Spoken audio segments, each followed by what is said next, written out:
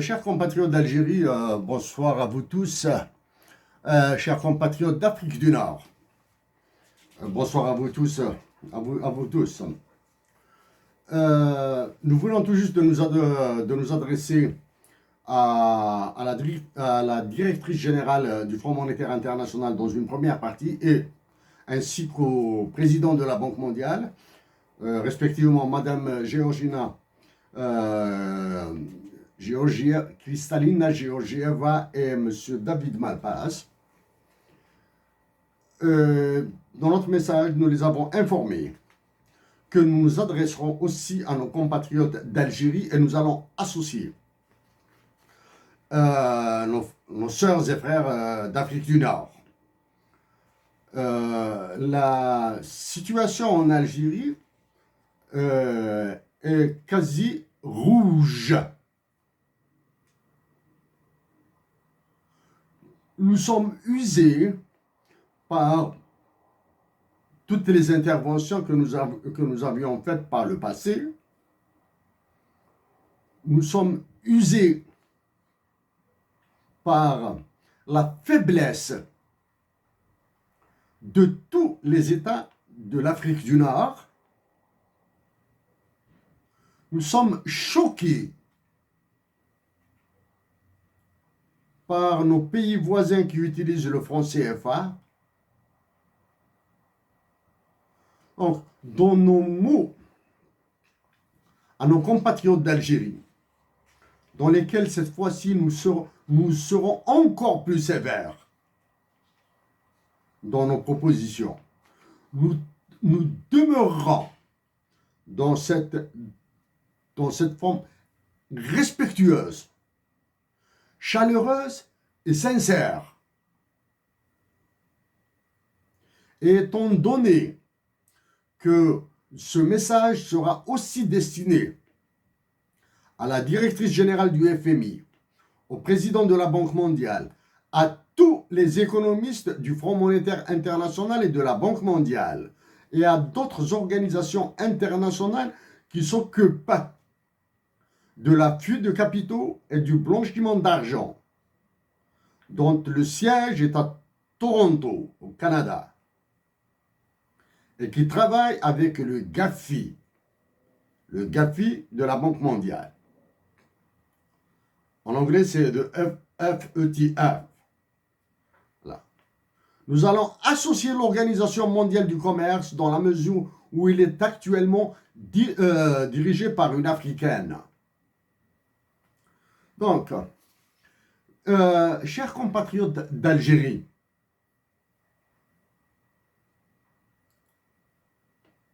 au début de la guerre de libération nationale, Hussein Aït Ahmed a négocié avec John Dulles, secrétaire d'État américain, et des agents de la CIA à Tripoli. John Dulles a dit de Hussein Aït Ahmed qu'il était doux dans la voix, silken tone. Il avait un ton en soie, le tissu. Mais he was a hard marble in words. Ces mots étaient aussi durs que le marbre. Donc nous, même si nous sommes carrément poussés dans nos derniers retranchements après le déluge qu'a commis le roi de France et ses colonies africaines, l'actuel président de la France, en Algérie.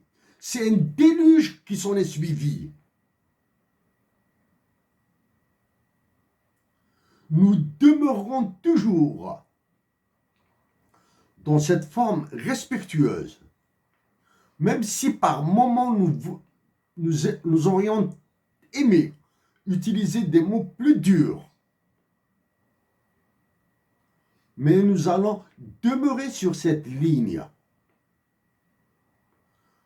de mots mesurés, même s'ils sont durs.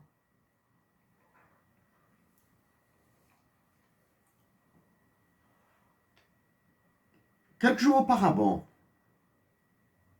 après avoir échoué dans notre tentative, après les échecs, l'absence d'écho pour le renouvellement de l'état-major de l'armée, une élection présidentielle anticipée que nous avons suggérée il y a assez longtemps, nous nous sommes adressés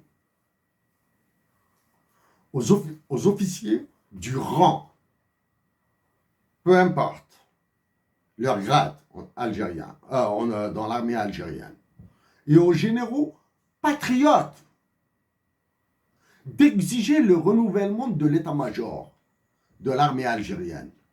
Il est impossible à l'Algérie de continuer avec un état-major aussi disloqué qui est en train de mener l'Algérie vers une explosion indescriptible.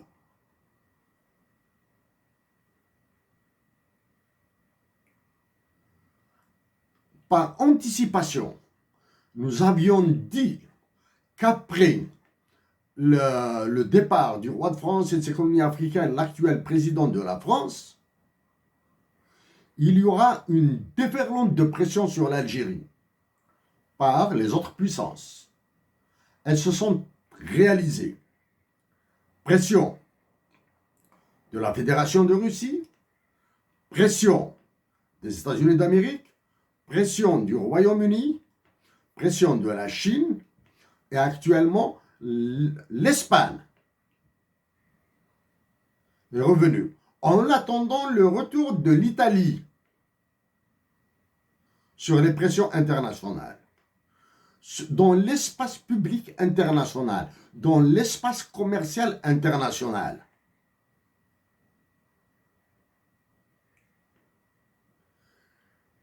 L'inflation qui touche les produits liés à la vie, le blé, les céréales, le lait,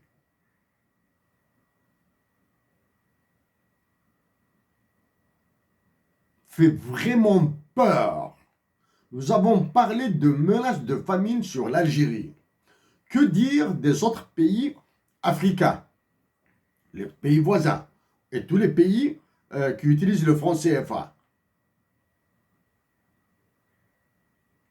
Les situations sont comparables. Mais ce sont les impacts internationaux qui sont différents. L'impact international de l'Algérie est plus lourd. Pour des raisons historiques. Donc, à tous les responsables des unités militaires en Algérie, à tous les responsables des bâtiments officiels de l'Algérie, comme les ministères, nous vous suggérons de mettre en berne le drapeau national. Mettez-le en berne et hissez le drapeau français dessus. Quant au drapeau algérien, il sera hissé par les populations algériennes. Les populations algériennes orneront les routes et les montagnes d'Algérie avec notre drapeau. Ainsi, il regagnera toute sa valeur patriotique, même si elle demeure tout juste symbolique. Mettre un drapeau sur sa maison comme le font les Américains, ou dans son jardin comme le font les Américains, ou planter un drapeau sur une montagne, ou décorer les routes avec les drapeaux nationaux, orner plutôt, c'est un ornement, n'est que symbolique, mais c'est une symbolique extrêmement forte.